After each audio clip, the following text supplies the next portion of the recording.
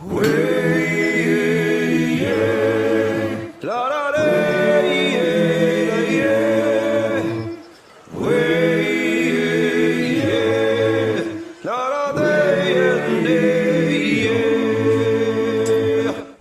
everyone and welcome back to ForgeCast. My name is Nils Ögren. I'm Sam Towns. I'm Alex Norton. And I'm Roy Adams. Yes, we have a very special guest on this particular episode, Mr. Roy Adams from Christ Centered Ironworks. Somebody that everybody, I think, is familiar with, very familiar with. Yes. Oh, and if they're not, they should go look him up, like, right now. Absolute joy to have you on the show, Roy. Yes.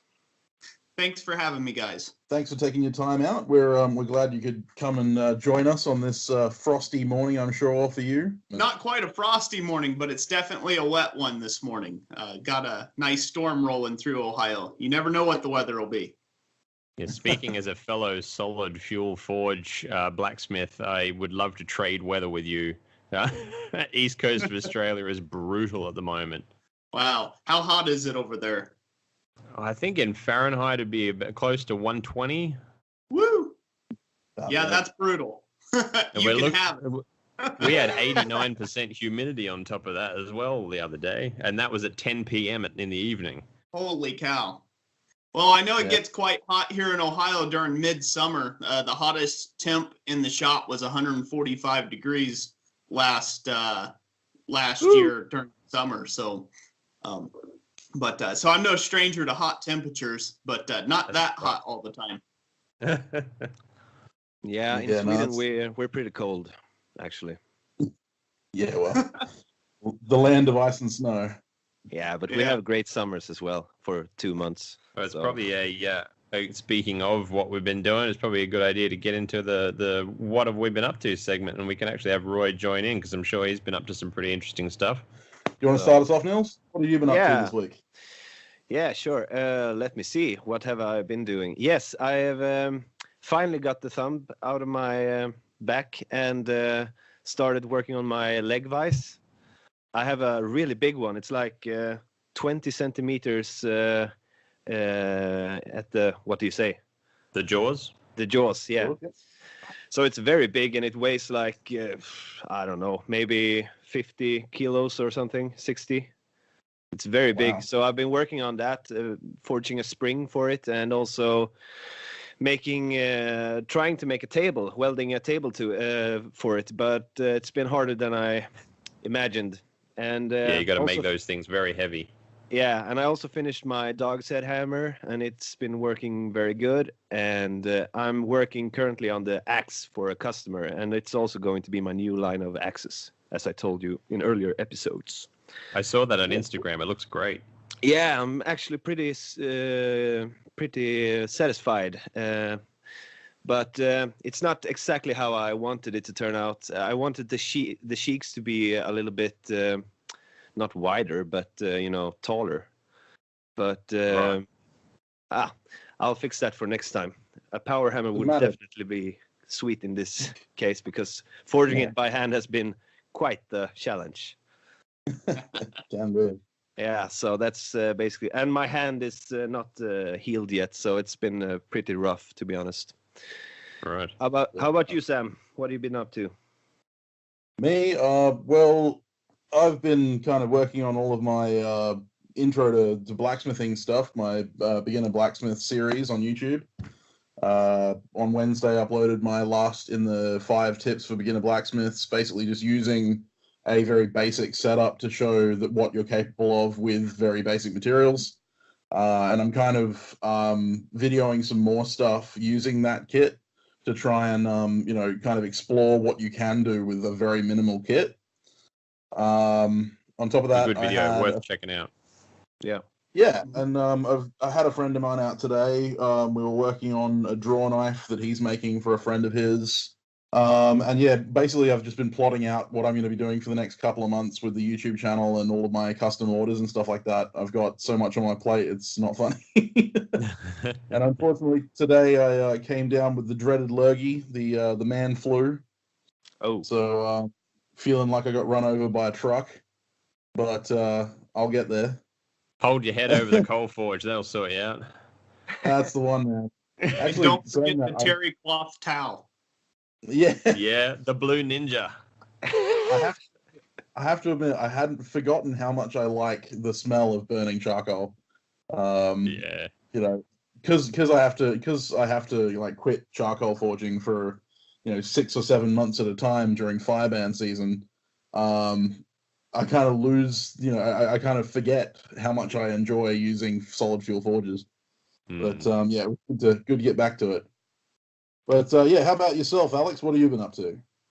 Well, as some of you might know, I've been preparing and I'm very near to making the move to the country to be moving to blacksmith full time. So a lot of my work has been preparing all of the tooling and that I need. I'm working with Sam at the moment designing a new fire pot, which is he's got a friend that's got a laser cutter. Normally I was going to fabricate it myself and I was all prepared to do it, but having access to a laser cutter makes that job a lot easier. But you would have seen on my Instagram, I'm actually building a new hand crank blower, because trying to actually find a decent, something like a buffalo blower in the middle of suburban Brisbane is a nightmare.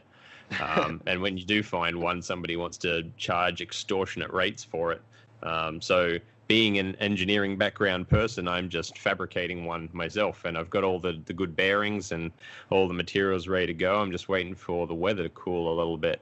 I also got that half of the order from Sam of some great tooling, because I haven't been able to forge lately over here, and he's made me some gravers and a new dog's head hammer, a monkey tool, some riveting sets. It's all great.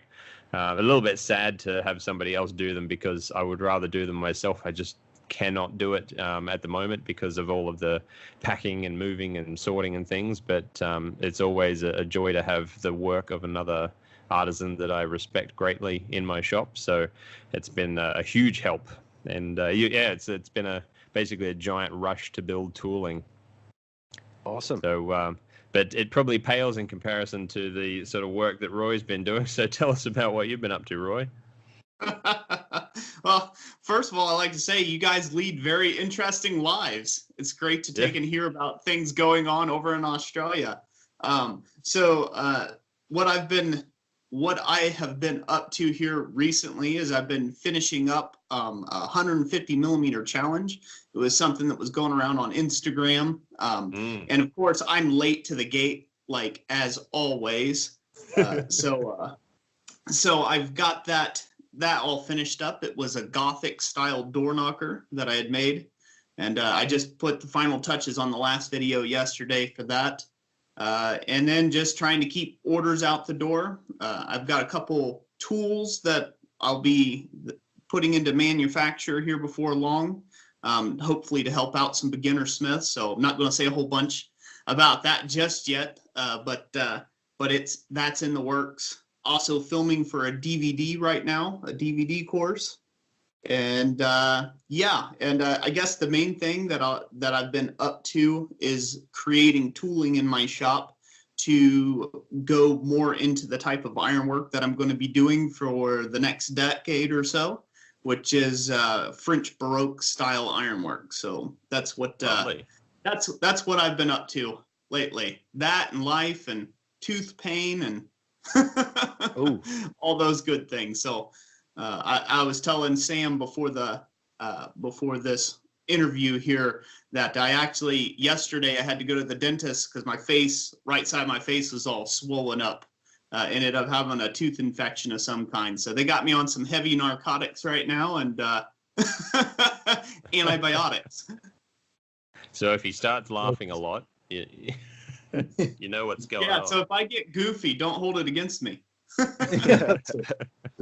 Anything he says that is contentious on this show, you can just blame it on the painkillers. Yeah, and you're still keeping that amazing video schedule. It's quite inspirational. Yeah. No, the secret behind that is I batch film. So I might film 4 or 5 videos in a day, and then I try to keep that consistent for about a week. And then I try to film at least 2 videos a day, whether they be tutorials or instructionals. And that way I've always got one in the lead or one ahead of what I need. So if I need to take some time off, Like I haven't been doing a lot of filming here lately, except for yesterday was the exception of that. Then I can take the time off that I need, and there's not a break in the video posting schedule. That's a great idea. I'm really looking forward to being able to regularly do the videos. It's going to be a bit of a game changer for me. I'll have to try and take a leaf out of that book, I think. Yeah. It would definitely help you out. I've had so much time off recently that I haven't had time to film in advance. So that'll be something I'll get back to working on in the near future. Is trying to get at least a one video lead on my video schedule. Yeah, But, and that actually does lead into our topic of the week, really, which comes down to marketing yourself in the effort to actually turn your craft into a business. And having Roy on the podcast, I'm sure any amateur smith, right up to people who do it professionally, have been following Roy for many years. I'm sure. I know I have. I know Sam has. I know Nils has. So much so that when you become a YouTuber and you're thinking of what to say when you start a video feed, the first thing that pops into most people's mind is, "Hello, everybody. Welcome back to the workshop." That is pretty synonymous with my videos. Yeah, and that in itself, though, is creating a brand which makes you instantly recognizable and your videos instantly recognizable. And that is one of the core components of marketing yourself, is being consistent in your image. Yeah. Kind of to talk on that just a bit. So that's something that I kind of naturally fell into. But it was intentional. So I was kind of looking for how to address people in my videos, where I didn't sound like a complete, goob on my videos. When I first started my intro, it sounded like I actually knew what I was talking about. Because although I may have a bit of a stage presence now or look fairly comfortable on camera, that's after we're coming up on 1,500 videos on YouTube. So we're only about 310 away right now. So about 310. So we're I don't know what that is. 1,100 and yada, yada. Don't do math on camera. There's a big advice for you fellas. Don't do math. But that's one of those things that you kind of have to be intentional about. Because it's something that people get used to every day, kind of like a daily sitcom or something like that. It's what they kind of know you for. So, if you sign out a certain way, people get used to it's human. It's natural for a human being to take and think along those lines, like, okay, he's getting ready to say it, so I can go get a cup of coffee now. I can go ahead and click off the video. And sometimes I trip people up out there because I don't say, I don't say my outro or I don't say my intro at the beginning of the video, and I always get a few comments that way. But yeah, it's definitely personal branding. It's funny how jarring that can be, actually, because as I'm sure many other people listening follow John Switzer at Black Bear Forge, 99% of his videos start with this direct shot of looking at him standing behind his anvil, and I always get a bit of a jolt and think I've clicked on the wrong video when his videos start at a close-up of something. Because he sometimes does those, the shorter videos, and so, did I not click on the Black Bear Forge? Oh no, it is. There's his voice. There's that accent. Yep. It's that conditioning, and that's something that doesn't get talked about a whole lot in like social marketing or networking, or in business. And blacksmiths are a bit behind the times when it comes to this. Is building that brand and being aware of yourself. What you are doing that is getting portrayed across the internet, to potentially thousands of people every day. You may have a nervous tick that you have to stop. In my earlier videos, I used to say a lot, like because it was a nervous tick of being on camera. I call it staring into a soulless black pit, which is that iris looking back at you. It's not a real human being face to face. You kind of have to look past that, like as if you were talking to a person. And but yeah, If you switch things up, you can end up getting a negative response, because people are used to that, like their favorite coffee, their favorite route to work, their favorite song on the radio. If you become kind of someone's favorite, it's really hard to transition out of that. So you got to make sure it's something you're comfortable with long term. Yeah, it's been something I've been fighting with my channel, is trying to find that kind of persona that I want to continue, through my videos. When I started out, it was kind of, I was taking pieces from your videos, pieces from John's, pieces from Alex Steele, and all that kind of stuff, trying to make something that worked. But now I'm trying to find my own role as my channel slowly grows, to try and make sure that I don't, split out too far. And you've got to just commit to the Blue Ninja, Sam. That's it, man. I mean, I actually have to get some headbands made up by a company or something with Blue Ninja on them. Sure. Because Terry Cloth ones. But I mean, it's the same for me on Instagram. If I can easily track what my followers want to see. They want to see swords, and they want to see big bad swords, and maybe a Viking axe, maybe, but not a regular axe, and not a hammer, not a grinder, not anything else. Just swords and axes. That's all they're interested in. And like those posts, they spike sky high in like response. Like my most liked picture on Instagram is like 2,300 likes or something, and that's like insane. And I haven't even come close. Therein lies the real trick, though, because those analytics, you've got to make use of them. They tell you what you need to know, and you got to keep your finger on the pulse that way, because analytics is what saves you. Look at what videos have been most popular. Look at the age groups, because YouTube, I think, does split it amongst age groups and genders and things. Look who's looking at what videos, and maybe design future content around those statistics to try and capitalize on what you're selling. Yeah, but I mean, at the same time, I want my Instagram page to be like not only about swords. There are Instagram pages for only swords, so they can have those. But I want it to be about me and what I do. So I don't care if I get less likes on a hammer or whatever. Yeah. I'm still pretty stoked anyways. I get a lot of likes. So that was one of the things, I'd like to comment on that real quick if I could. Yeah. So I think it's incredibly important. I mean, we live in a day where, social media, we see something like, you guys see like for the swords, right? And you see that those posts are super popular. And then you kind of just want to do more of the same thing to take and help get your brand awareness out there. And I think that's a great thing. But ultimately, you need to find out who you are as a smith and who you are as a person, and then just put that out there. And what you'll do is, if you're doing something you're passionate about, you can never fail. And I wholeheartedly believe that.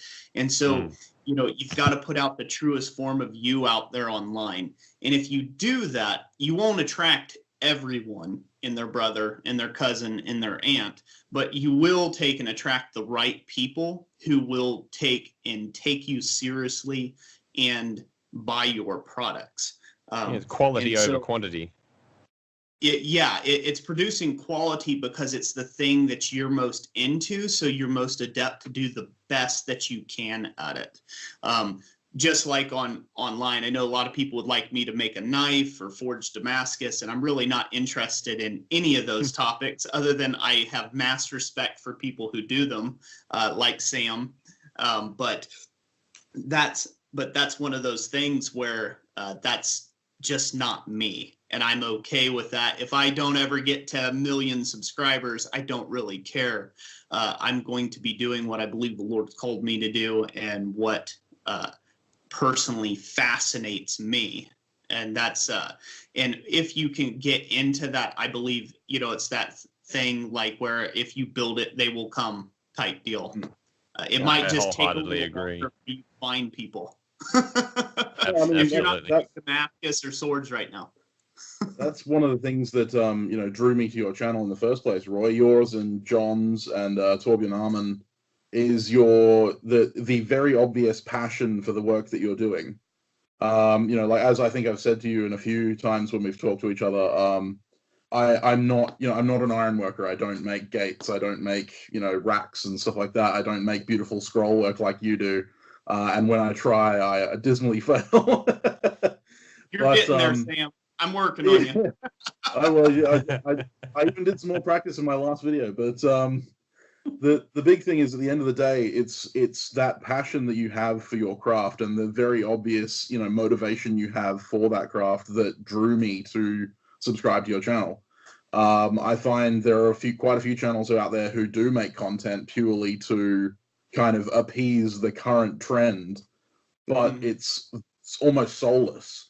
So, that's something that I've fought against. A lot of people have suggested, on my videos, you should make this, you should make that. And it's just not stuff I'm interested in. And while I could probably guarantee more views, I think it would be less ingenuous. It would be disingenuous to do that kind of thing. I absolutely agree. In doing what I love. Yeah. With what I was saying with the analytics, I didn't mean to imply that we should sort of chase just what people are looking for. I'm a huge believer, as anybody who's probably seen me work would agree, a huge believer in doing what you're passionate about, because that's where your best work comes out. However, sometimes a video may have used different camera angles. I know, for example, Sam's recent live streams now with the Wi-Fi extender, you can get close to the anvil, and people have been loving seeing that. And so if those videos where you've used a different type of lighting setup, or perhaps tried different techniques with your camera work, or perhaps you got a new lavalier microphone or something that had better audio quality, your analytics will tell you when you're on a winner or when you're not. But absolutely, it's sort of there's no question about it. Work with what you are most passionate about, and you will do your best work. And we've all seen channels that we have loved in the past go south because people have just chased the money. Yeah. Not mentioning any channels specifically. Not mentioning any at all. I'm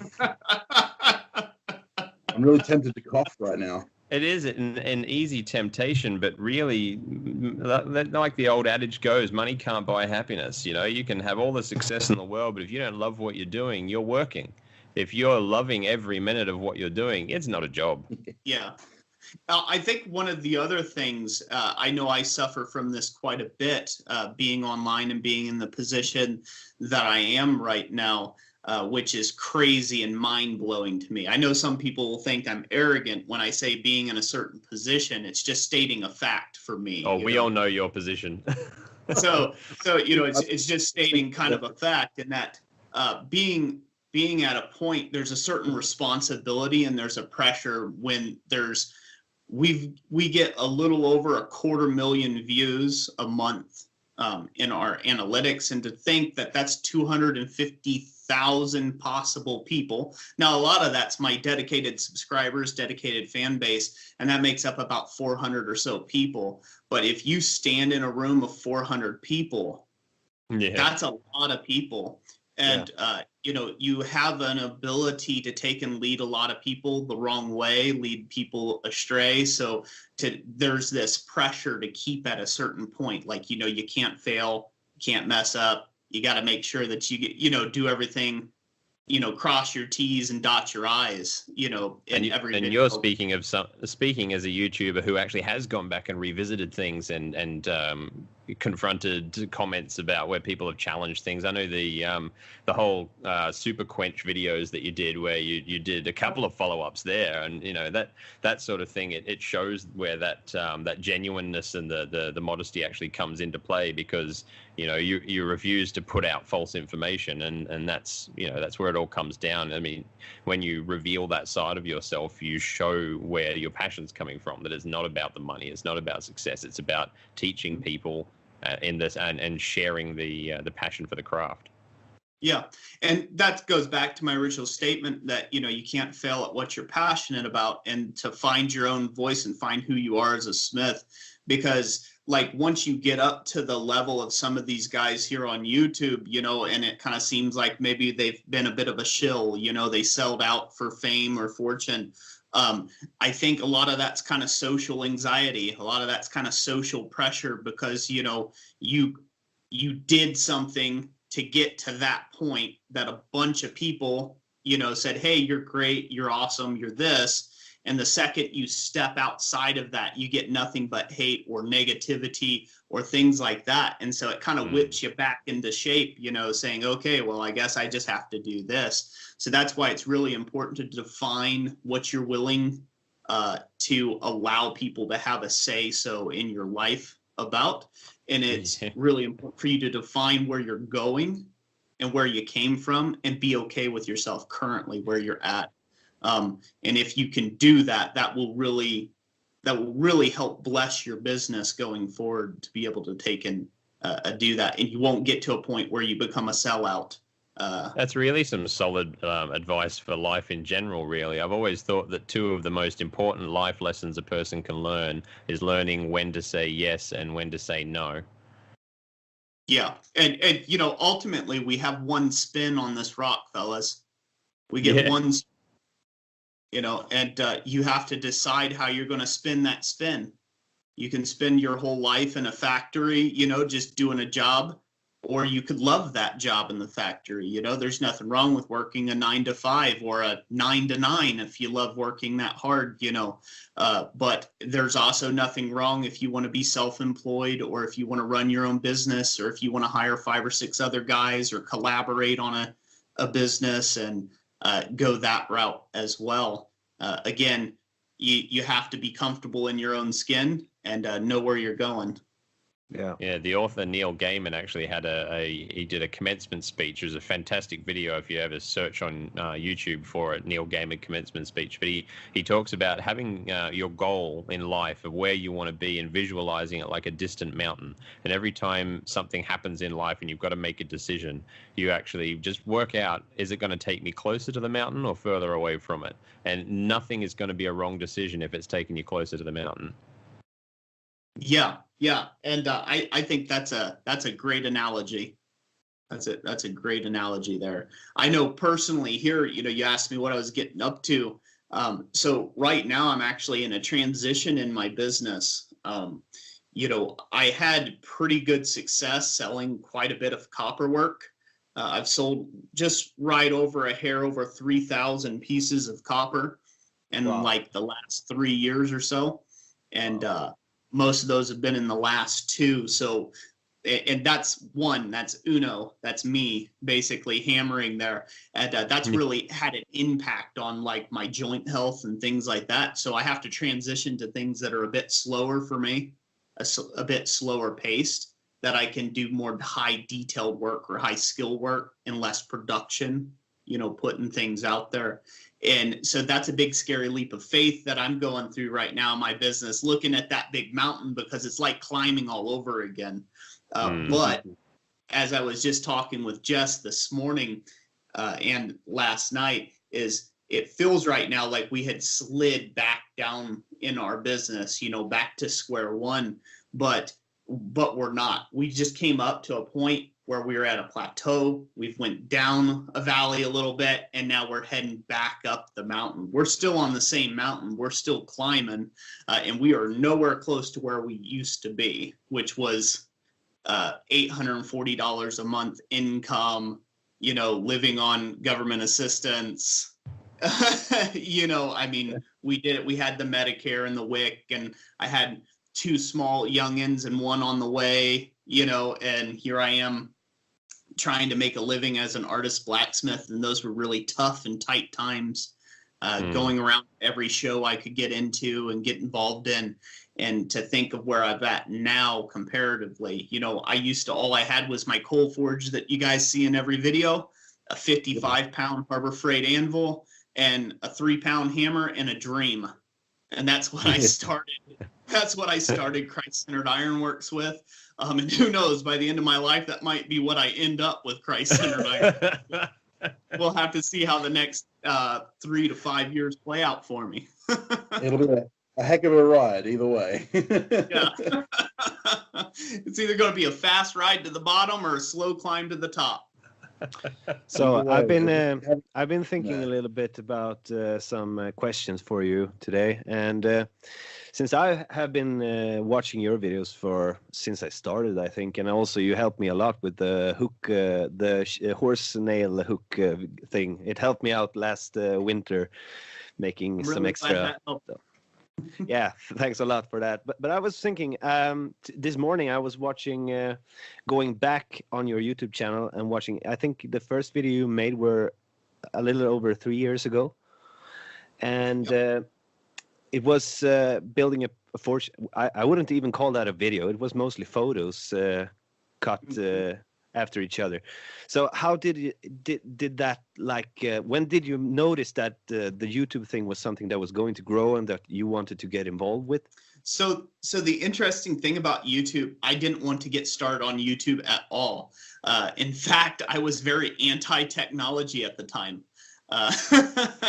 So it was my wife's persuading a little bit that, maybe I should try to do a couple videos. And this came after I came back from a class with another very well-known YouTuber that is on YouTube. I won't mention names because, I'm going to mention the price that he was telling me that he got a month. And at that time, like I said, I was, struggling to make ends meet. But I had got fortunate enough to go take a class with this person under a scholarship. Well, try to make the long story short if I can do that. But anyway, so basically in class, it was saying, oh, yeah, I posted some videos a few years ago and I still make like $400 a month. And I mean, man, $400 a month, I'm like, that would change my whole world when you're making $847 a month, right? Like, yeah. Like, well, I could throw up a few videos. And what I found out real quick is that I was terrible on camera. And even once I did start putting my face on camera, I was horrible on camera. But I found that as I went along there, I got a little bit better, but I started with the slideshow things. I'm like, well, I'll just throw a few videos up and we'll see how that goes. And then I didn't really see any results. So I'm like, this isn't worth it. And so I quit for basically an entire year. I didn't do anything with the channel. And then when I came back, I'm like, I said, I've been watching YouTube a lot lately. I wonder where my channel's at, the channel that I had started a year ago. And Lord and behold, there was like, 300-400 people that had subscribed to me. And I'm like, well, gee whiz, that's more people than I know. So, so at that point, that kind of got it kicked off that, hey, there might be something to this a little bit. And so I kind of started with just a few posts, and then it really started getting traction, and I really started getting the views, and a couple hundred guys a month started subscribing. And yeah, it's been just it's been a whirlwind since. Yeah. Awesome. And I mean, to become one of those staple people, I mean, there's this sort of like half dozen blacksmiths on YouTube that pretty much anybody who blacksmiths is subscribed to. And it's still weird to just look at my computer screen right now and actually see Roy Adams looking back at me. It's I'm sure everybody else is feeling this too. Well, hopefully I look today. You changed your look a bit over the years, though. You have, yeah. From the fisherman's beard now to a more cleaned up, beautiful beard. Not as beautiful as mine, though, but you're getting there. Beard's hard for me. It's taken me 30 years to get this far. That's what I tell people. I'm just inbuilt with some white trash DNA, and it just grows in looking like this. I don't really. It just nothing helps. I think I'm right there with you, brother. Yeah, it's because I'm Swedish, probably. So I got a lot of beard. Yeah. Gotta be the Swede in you. I don't think you could be a Norseman without, right? Yeah, that's right. You got a big lush beard. I've seen Nils without the beard. He should keep it. I don't disagree. Thank you, guys. Well, I mean, we've talked about the online presence, but another aspect of being a blacksmith is actually getting out amongst the people and touting your wares at craft fairs and markets and doing live demos and really it's such a it's one of those fields that very few people can walk past and just ignore. Most people, sort of lay people, they see, is that really a blacksmith? I mean, I do it in my driveway here, and the amount of people that do double takes and things. Sam does a lot of live demos at medieval fairs, Renaissance fairs, that sort of thing, and it's always a bit of a showstopper. But making money at those things and convincing people to actually buy your work is another story. It's easy to get the interest when you're swinging a hammer in a public place, but we've got another. It's another topic that Roy's actually quite well versed in, and has actually got an excellent video, which I do recommend searching for on his channel, about marketing yourself at live events. But anything that you wanted to actually talk about on the topic in the show, Roy, would be much appreciated. Yeah. So back in the earlier years of us, trying to make it buy, we definitely dealt with that a lot. Finding that groove to encourage people to buy.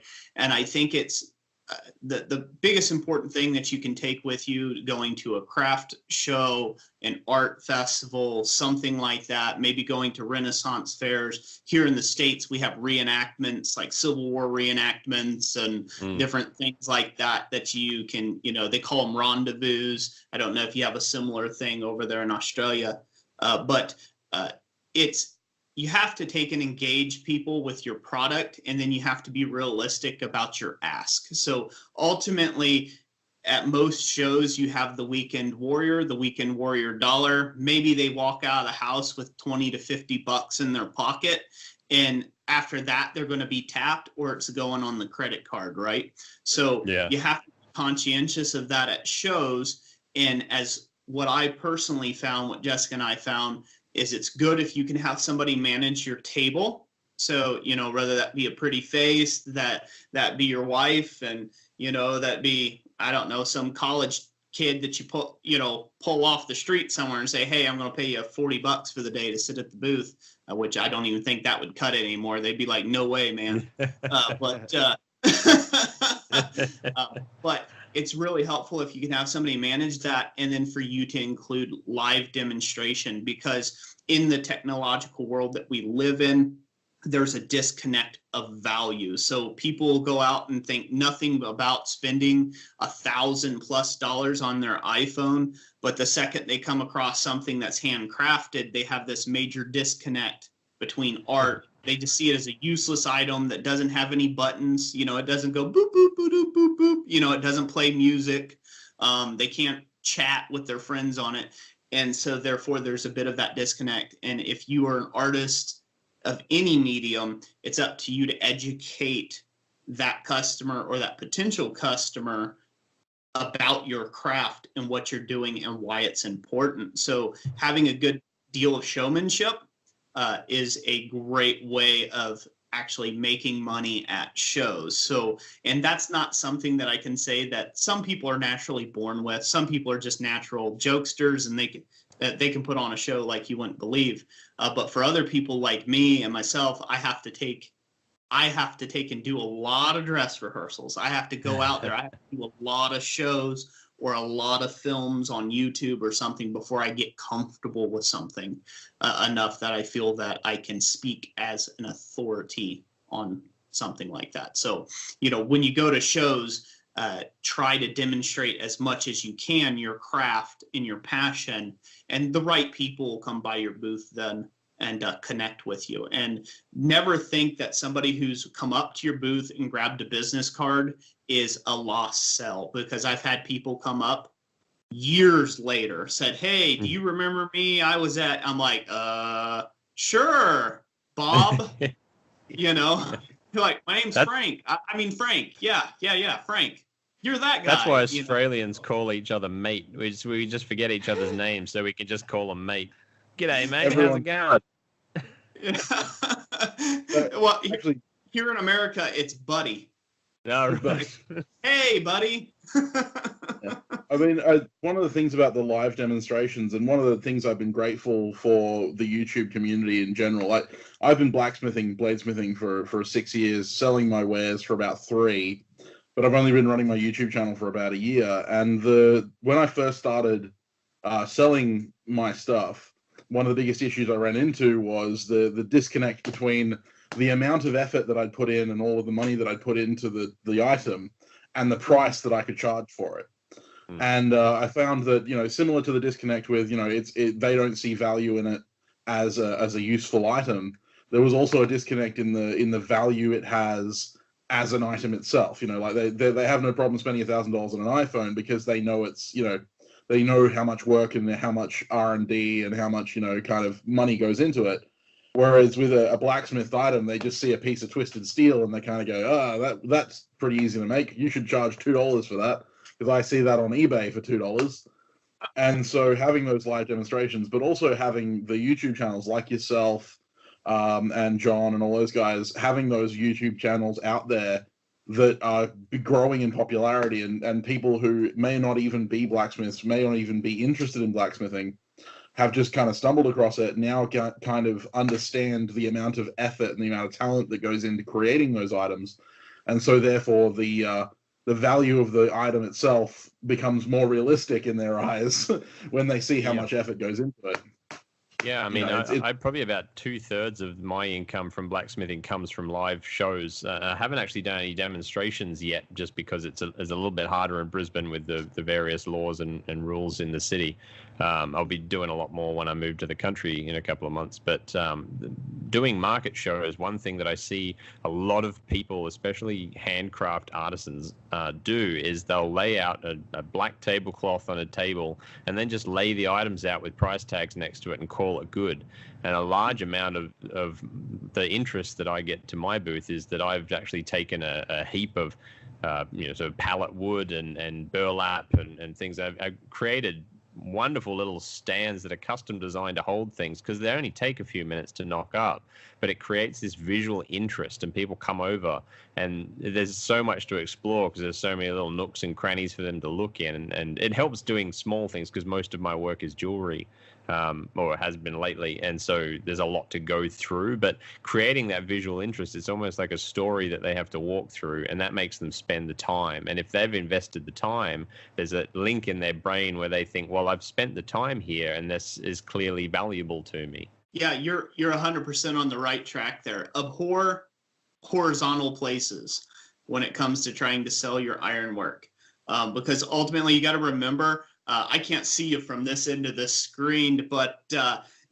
Sam's a pretty intimidating guy, so if he's sweaty and he's swinging a hammer around a bit, and that's a bit intimidating to come up. So making people feel like you're a jovial person, that they can come up and not get conked on top of the head.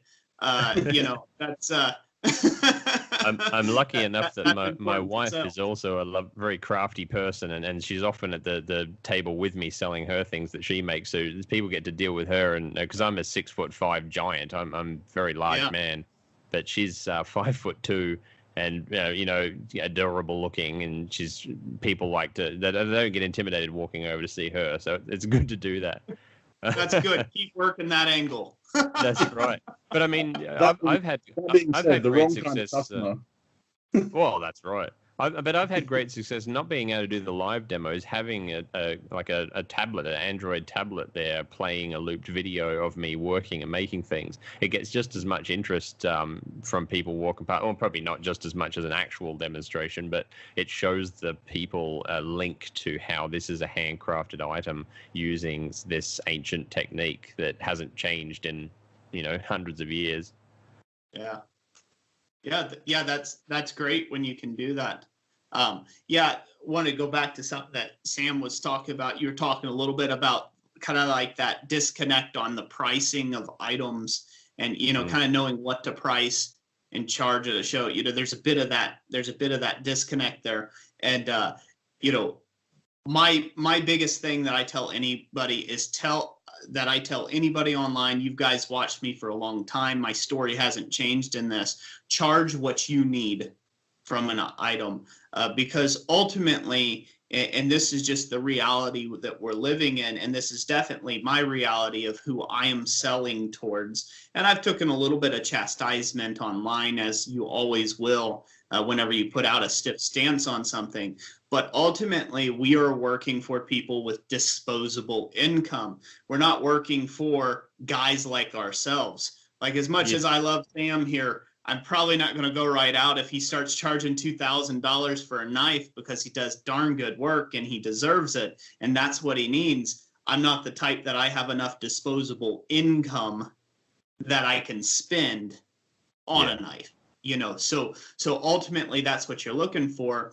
And so you got to realize those people that are coming up that maybe have a disinterest in your price, you know, they're just like you know, where you wouldn't spend $5,000 on some sort of smart TV, and you wouldn't have that hanging in your home, even though it might be nice. Maybe you don't have the funds for it.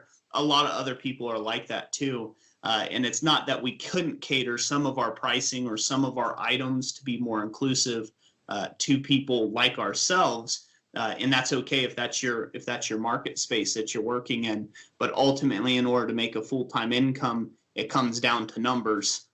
You know, insurances and, you know, rent and, you know, propane bills and cost of equipment.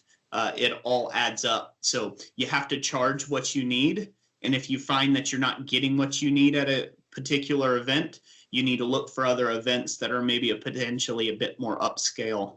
And that actually ties back to what you were saying before, you know, about having that pride and the purpose in doing it. If you are, you know, forcing yourself to sell things for rates that you do not believe are worthy of the work that you put into them, then you're not exhibiting the pride in your work that you should have that will keep you going. Exactly. And it's not sustainable. It's not sustainable. Yeah. You know, if you spend 15 hours a day at your regular day job, and I've worked jobs where I've worked 16 hours, you know, in one day at a job, and did that like 8 months in a row, you know, and they just worked me like a dog. You know, if you had to take and split your attention between that, and then you go to a show where nobody wants to pay you $4.50 for, you know, something that took you 6 hours to make, you know, that could get real disheartening real quick. And so you just kind of have to have that thick skin. And, you know, again, have that pride enough in your work and to say, hey, I'm worth this much. My kids, my wife, you know, my husband, my whatever, you know, wherever you're at in life, it's worth this much to me. You know, and there's always people out there that see that value. I mean, you may not be talking to one in the moment, but if you wait, they'll come. They're people that pick up the thing off your table, and you see the love in their eyes, and they say, "Wow, did you make this?" That person is probably just going to be the next person you talk to, even if you've just had a string of 10 people that sneer at it and scoff at the price. The next person around the corner is going to be that person that falls in love with it, and it just makes their day. Yeah, but I mean, there's one thing about that. For example, me, who makes axes, that's the thing that I sell the most of. I mean, my competitors here in Sweden are like Gränsfors Bruk. We say Gränsfors Bruk, säger man på svenska. That's how we try and say that. That sounds so much better than the way I say it. Try it, Troy. Mine's Gränsfors Burke. Okay, now I'm gonna give you the lesson here. Gränsfors Bruk. Yeah, that's good. Yeah, I'm not even going to attempt. We'll have to do this on several more. Yeah, you're always invited back, man. But back to the point. Like my competitors are like Gränsfors Bruk and other big. I mean, we have Hultafors here as well, and other ones as well. So, and I don't really see them as competitors because it's a whole different thing with a thing that's made by just a hammer and an anvil. But at the same time, I can't, like in the moment, I can't price my axes for an hourly rate, since I don't have a press or a power hammer, and basically my axes are going to take at least 6 hours more in the current state than if I had a press or a power hammer. Because if I did, then my price would actually bring me money per hour that would be fair, in my opinion. So I'm basically valuing my item as if I would have a power hammer, because that's what the competition have. And that's my mindset in this regard, if you know what I mean. Yeah. So, that is one way of looking at it, but I'll offer you kind of a difference of opinion there. Sure. People have mass respect for things that are worked by hand and at the anvil, and it's ultimately the main thing that draws every last one of us to the craft. I haven't talked to one person in the decade plus that I've been doing this that was like, oh man, I saw a super sweet looking power hammer or a super sweet looking press and a guy just knocking out like 500 items on that thing. And yeah, that's what drew me to the craft. Most people are drawn by that handcrafted nature, The poetry of it.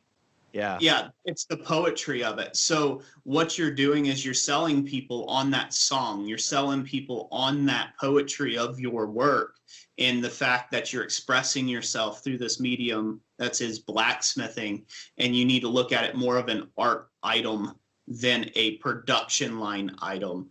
Certainly there's a time and place to get to a point of doing production. And as you said, to make actually a profit and compete or even come close to something like Gron's, Brook, right? Brook. That's what I would say. To even come close to making, being on that level, you have to be up at that level of production.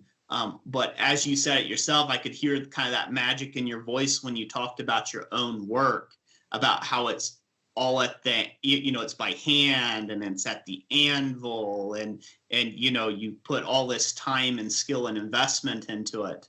I think that is ultimately what you're selling people, because the item itself, I hate to tell you this, somebody's going to go out and chop a log on a concrete, and and they're gonna beat this axe to bits, and eventually they'll leave it out in the rain, and it might go to the scrap pile, just like my ironwork.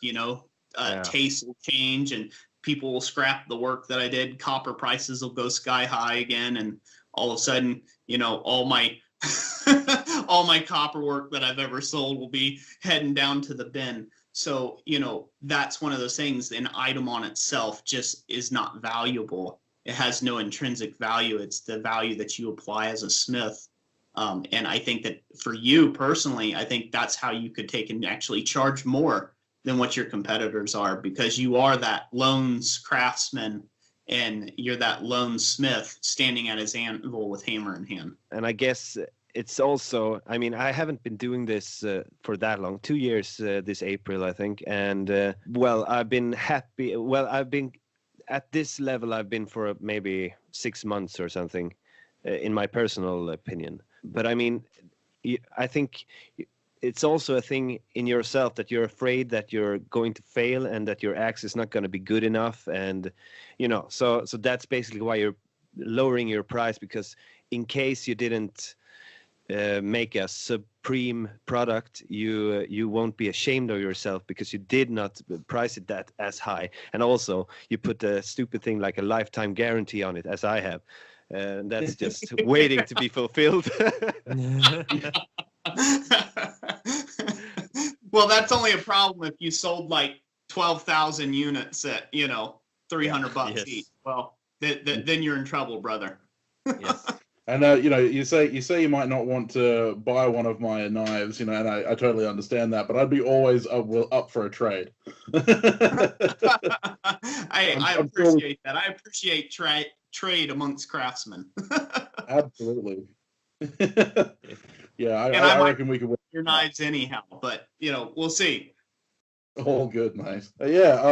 So yeah, coming back to that pricing problem and stuff like that. Again, I think that comes down to taking pride in your work, and to a certain extent, knowing that you are confident in the work.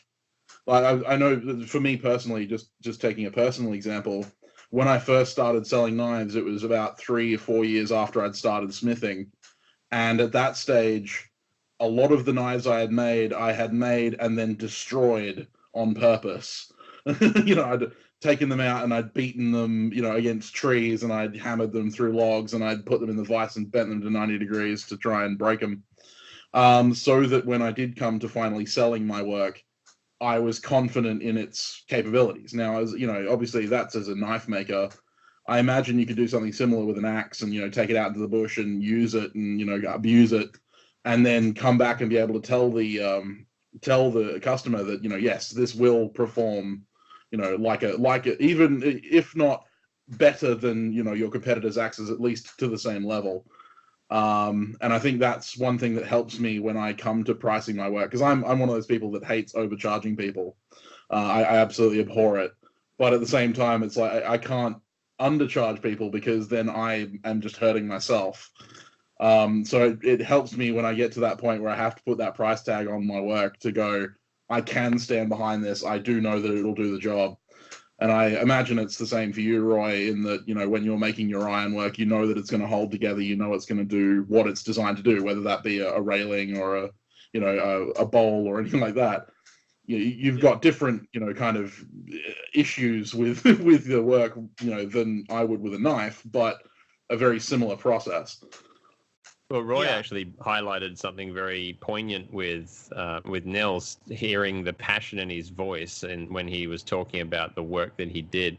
Have you ever noticed when you talk to somebody about something that they're passionate about, you start getting a little bit excited about that thing yourself because they're talking about something that's genuinely coming from their heart, and that really highlights why it's so important to get out and talk to people about what you're doing and do these craft shows, because when you meet the person that's crafted this thing, it's very easy to tell the passion that has gone into making it and where it's come from. Yes, for sure. I mean, Roy's passion has always been infectious in his videos. It's quite obvious how much he enjoys it. And I will give you an axe for free for your abusement. Man, I tell you what, that sounds like the deal of the century. Oh, sure. Direct message me after this is over. I will do that. I'll do that. So. And then you're just gonna have to make a video about it, ripping the crap out of it, pointing at the floor. Really go to town on something with it. 45 steel with it or something. It's a hot cut in the shop. Yeah, that's it. No, I won't do that. Throw out all your cold chisels. Just start using that instead. Yeah. No more hot cuts. Just hammer the back of the axe. Yeah. I've seen people do that for sure. One thing I'd like to encourage your viewership here about, since I get on the stream, and obviously I can be a big sob about my ironwork, and people will think, man, this guy's real foofy-doo here. But a lot of the encouragement that I have found is, and the reason why I've decided to open up about my business and try to help other smiths along is I feel very blessed and fortunate to be where I'm at now and to actually have that perspective shift, because I was once where a lot of guys are right now and gals that are just getting started into their mountain climb, so to speak.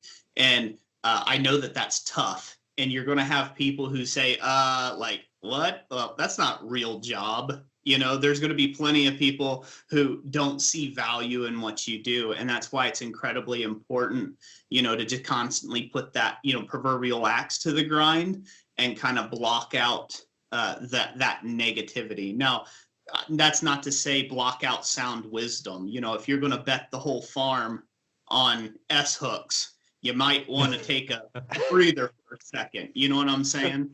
And I've seen guys, we get a lot of emails, a couple hundred of them a month, actually, of people who are thinking about, transitioning out of something that they hate doing or their day job, to just dump everything they've got into this passion of theirs. And our most, replied response is, don't look at the place that you're at in life as a negative. Look at it as a positive. Right now, if you have a full-time income, you can be buying, instead of buying new TVs and, some nice Gucci clothing, and which I don't even know if it's nice anymore. I don't even like Gucci clothing. But anyways, sure. If you're trying to take and buy nice things, but you're not investing into that business now, you're in for a real rude awakening as soon as you, like you jump off the crazy train and you get rid of that $150,000 a year job that you hate to go to making maybe $12,000 a year as an artist. And you kind of have to go that road, and that's kind of a tough thing. So it's nice if you have a shop loaded full of equipment first, because I tell you what, every dollar will count. Every penny will count when you're just getting started. When you look at a belt that costs you $3, you'd be like, man, that's the difference between me eating this week or not. It really adds up. So I like to encourage people that, you know, you got to find that passion that you're about, and don't be afraid to charge the price that you need, because there's a customer out there. Sometimes we get this disconnect of ethics. I don't even think it's a disconnect. It's just a misconception, is that price is comparable to ethical standards, and it's not. Price, I could put something on a table and it won't sell for $20, and I'll have people shocked and awed that I'm even trying to charge $20 for it, and take that same item and mark it up to $250. And guess what? I can't keep them on the table. So it's all about, you can't make that decision of what's ethical or what's the right price for something for your customer. Your customer dictates that price for you. So, you know, I like to encourage people, when you're just getting started out, don't get hung up on feeling bad about the price you have to charge in order to make a living wage on those things, because you hear it a lot. You know, I don't feel, well, I hear it a lot, hear it a bunch, is, you know, I don't feel right, or I couldn't sleep at night charging the prices you do. But I mean, on that note, I've actually just been talking to a woman, and we have been like talking about in the future if we were going to move together, and we actually spoke about that, you know, that the dream is not to just have a house all of a sudden with all the furniture in it, but actually starting out in an apartment and building up our life as we go on. Now, we're not together yet or stuff like that, but you know, we're talking about it a little bit, so we'll see. But I mean, sorry? I said congratulations. Yeah, well, I don't want to take out the victory. I don't want to take out the victory yet. We'll see. But we're talking a little bit. But anyway, so I mean, it's the same in the blacksmith shop. I think that it's not a bad idea to keep your old job until you worked up your tooling, because as you said, the tools will be expensive. But there's also like something that we have been talking about in earlier episodes, like when you're feeling the progression of yourself as a blacksmith, and you can also see the difference inside your shop as tools are starting to appear on the shelves. Yeah, and that's definitely an important part. I actually, funnily enough, Roy touched on a subject that I wanted to get to before the end of the podcast. I realize we're kind of approaching an hour pretty quickly, but Roy did touch on this. We did touch on the subject of the blacksmithing community and how it's built and the support that's there, and the constant growth that we're seeing in the community from, you know, guys like yourself and Yarmez at Island Metal Forge. And you know, one thing I wanted to shout out to those people who are listening to this podcast is there is a series, a playlist that Yarmez has built around what the blacksmithing community means to those blacksmiths who are on YouTube. And I've been greatly enjoying watching people and their reactions to that, because, you know, for me, it's been a really big move going onto YouTube. So full time, kind of, you know, one, 2 videos a week, full time enough. The outpouring of support. I mean, we always get our detractors. And I have seen in Roy's comment section quite a few detractors for stuff like your pricing and stuff like that. But that is so outmatched. But that is so outmatched by the outpouring of support from the community as well. There's so many supportive people out there, and that's not just on YouTube. You know, that there are Facebook groups and all that kind of stuff out there that. There's just massive outpourings of support for artisans of all types, and I think that's a really big thing that people don't really know or don't really pay attention to when they first get into the craft. They kind of fixate on one source, like, you know, they'll start watching your videos, Roy, and and that'll be the only place that they get their information, and they'll be afraid to kind of go out of the box because they're terrified of meeting those detractors in other places. But yeah, there is such a huge and supportive community out there for blacksmiths. And beginners or professionals, there's a lot of people out there who are willing to support us. And I mean, it surprised me. It shouldn't have surprised me, but it did, how approachable you were, on everyday subjects regarding blacksmithing. And that's been a very common theme that I've noticed with a lot of the big time blacksmiths that I know, is that they are very approachable with questions and stuff like that if you do have them. And I've tried to do the same in mine. So I actually had to send Yamez an apology about that, because I'm one of the videos on that playlist, because there was some sort of glitch in the uploading system, and it looked like Roy's video came out before Yamez's video. And I was sitting on the couch, and I was watching it on my phone, and I got so inspired that halfway through Roy's video, I thought, you know what, I'm doing it. I'm going to say it because I really love this community. I ran down, got in the workshop, got set up, did the video, uploaded it, went back up, and then went, oh. Because I'm saying, oh, Roy had this great idea. And it was Yamez. And then I look at Sam's live stream, and Yamez is on there going, yeah, a few people have actually been making that.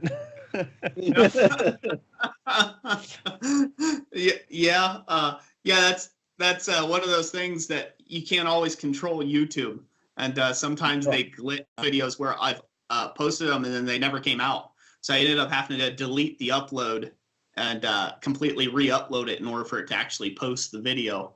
It just, tech issues.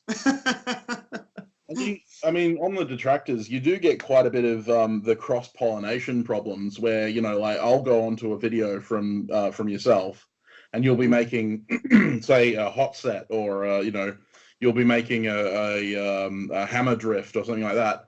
And it just so happened that, John from Black Bear Forge has made one like 2 weeks previous, and everyone would be like, oh, you're just copying Black Bear Forge, grr.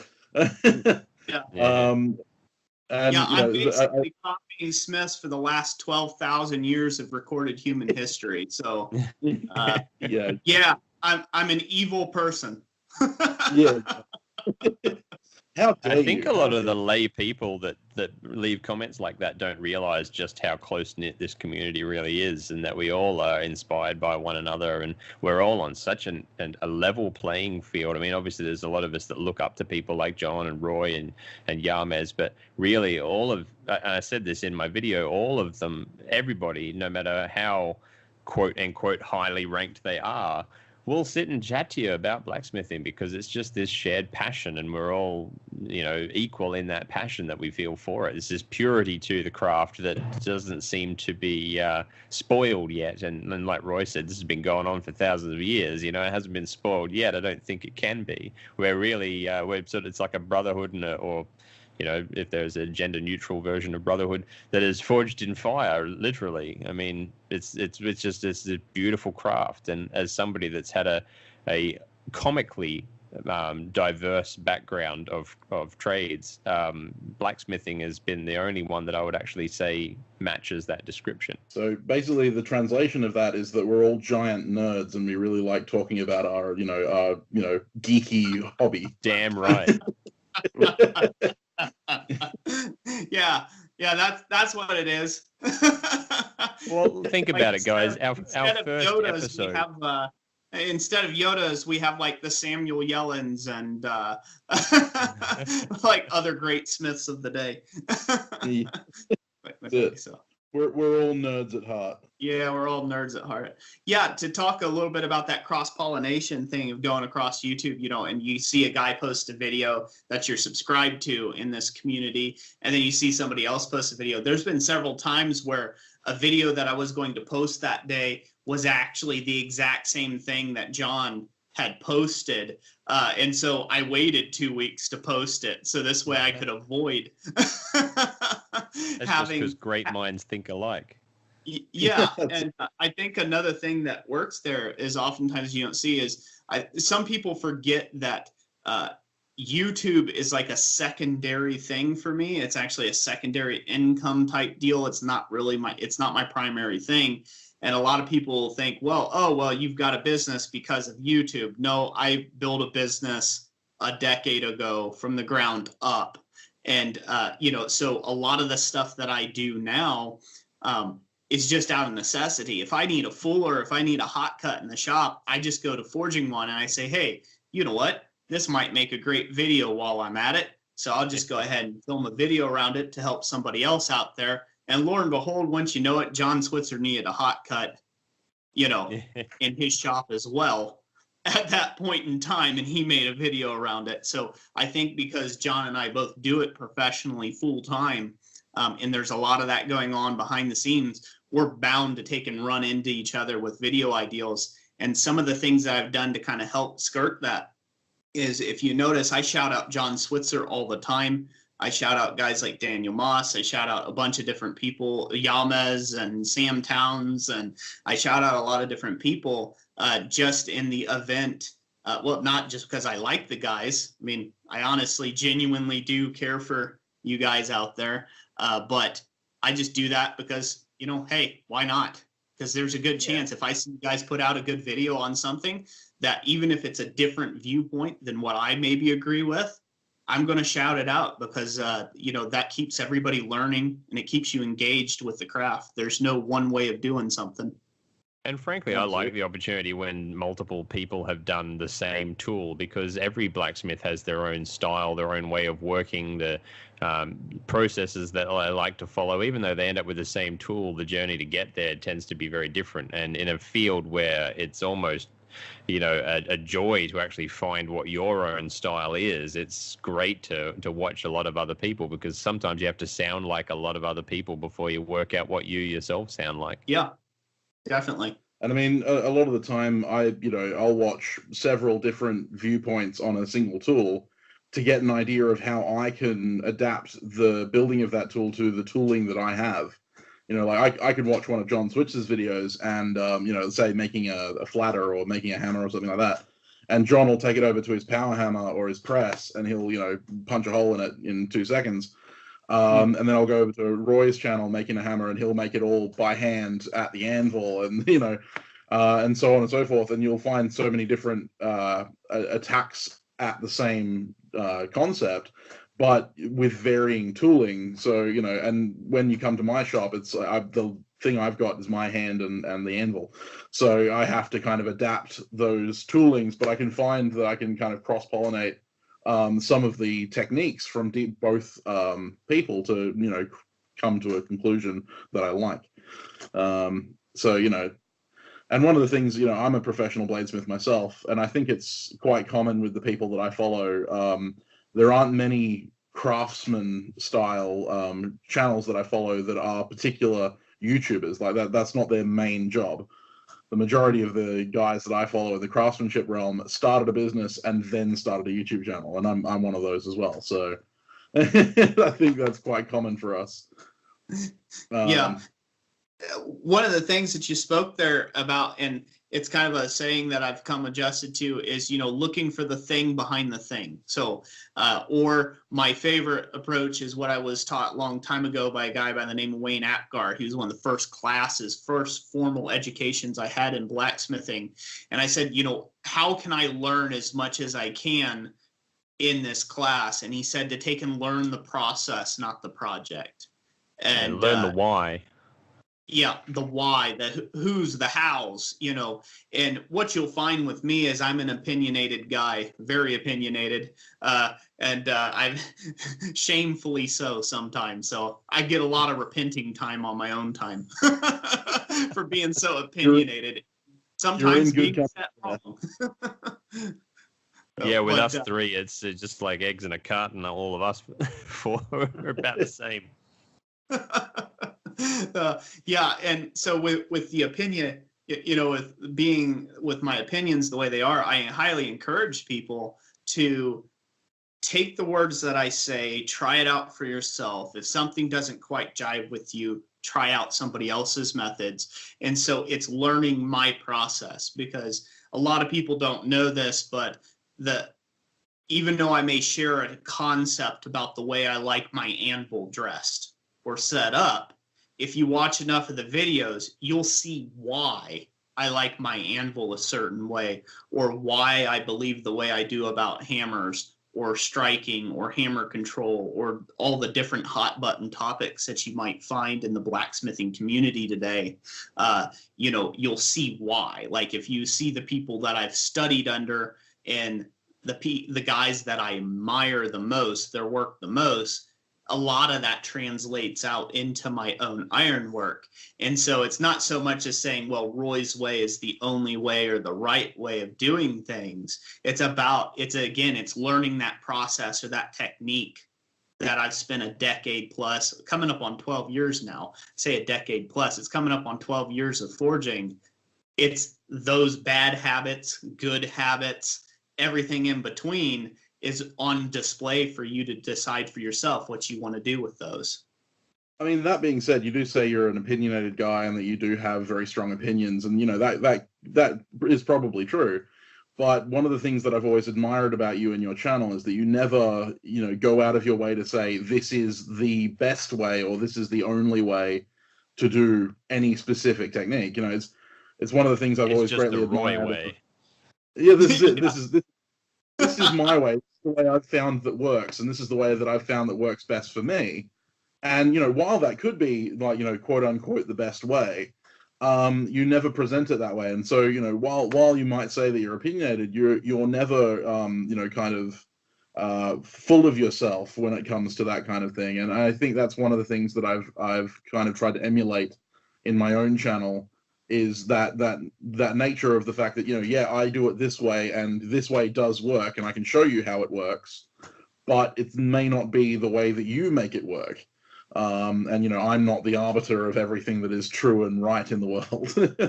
And so I've always really admired that in your channel, is that you're never trying to tell people that they can't do something if it works. I think you undersell yourself by calling yourself a little bit too opinionated. I never mind opinionated people if they're able to back up what they say with the why and the explanation. I always find it the mark of a good person who is bold in what they're confident with and what they know about, and humble in what they don't know about. I'm an outspoken, opinionated guy myself, but if somebody starts talking about something that I don't know anywhere near as much as them, I sit down and I listen, because there's an opportunity to learn. Yeah. Yeah. So guys, we're coming up on 1 hour and 20 minutes of recording time now, and the day is passing by, and I'm getting ready to go out in the forge, to be honest. So I think we should wrap it up. Okay. Absolutely. We need to do it again. Yes, of course. You're welcome back anytime, man.